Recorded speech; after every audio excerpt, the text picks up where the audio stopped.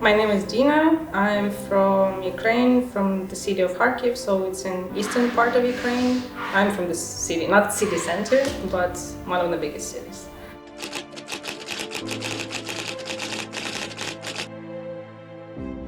At the beginning, I think the bombing was quite often, especially during, I think, the first couple of days. The city was bombed like every 2 hours for, I don't know, 3-4 days maybe. So they were bombing just anywhere. The city center, the parks, some cultural, historical buildings, also residential areas. So just hitting anywhere. Like there were no exact targets or marks where would they hit. They would just hit anywhere they could. The city is still bombed. Not every day also, but quite frequently sometimes, and it depends on the overall situation on the front lines. So if we are advancing or if we have some advantage, our army, so they start bombing the city more often because we are close to the border with Russia.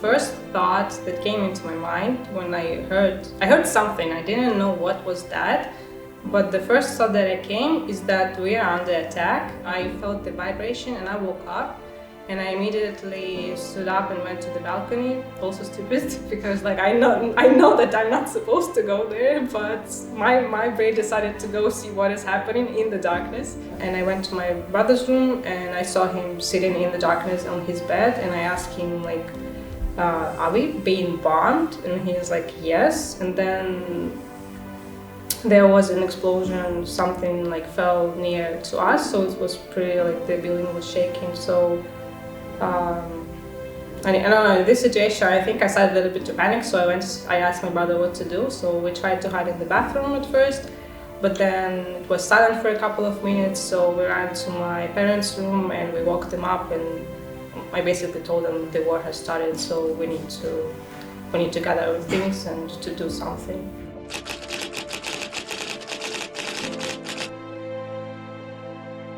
We left on 8th of March and we went straight to Hungary. I came with my mom and our dog. So we needed to find a place that will accept the dog with us. In Hungary I have a friend here, my best friend from university, so she asked around and they found an apartment for us to stay at, so we will not be bothering anyone with like 3 of us. I have a friend here, best friend who lives here, but I have also been here almost right before the war in November 21.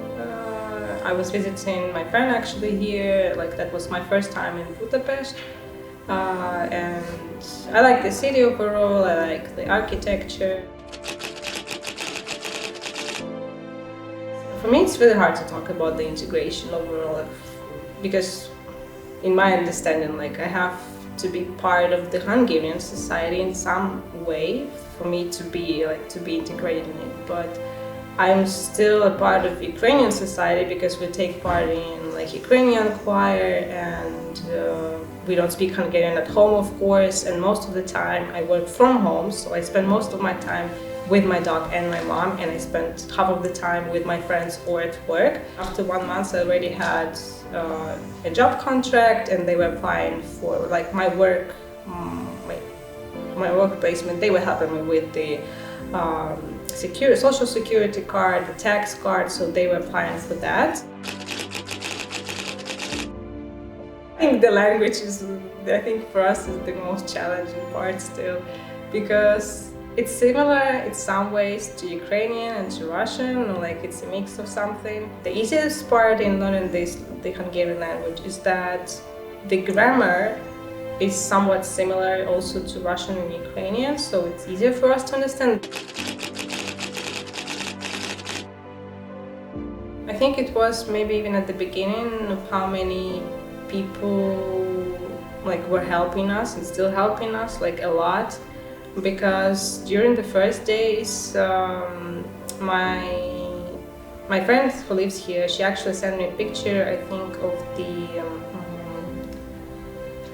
fish bastillion that was light up in our colors, and she's like, oh, like, see, like, everyone is supporting you. Like, it was, I think, the first or the second day, and that took me by surprise. And I was like, okay, like, I mean, you light up the house or something in the colors of Ukrainian flag, okay. But when we actually came, like, when we crossed the border, and people were taking stuff from us to help us, because we had we had a dog and 2 bags with clothes. And when people were showing food in our hands, when you first came in, it's a little bit of a shock also. But when I remember about that, like, I was really surprised and I was touched that they do that. That, like, people don't know us, of course, like, nobody knows us, and that people still take time and effort, and they spend their money and they help, like, a lot of Ukrainians. That was one of the most surprising things. Yeah. Half of the time, you're trying to get acclimatized here and, like, to continue with your work, because, like, we have regular lives still, like, we have hobbies, I have friends here, so half of the time I'm trying to do that, and half of the time it's just me not trying to go crazy that we're in the safe place and other people are not. So that's basically all. So I have 1 more year to work in Hungary.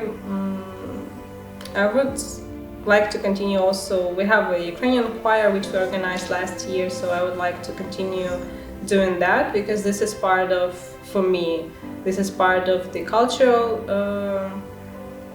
education for other people on Ukraine and our traditions and our culture too. So I would like to be helpful in that way and in spreading the word about Ukrainian culture here through that.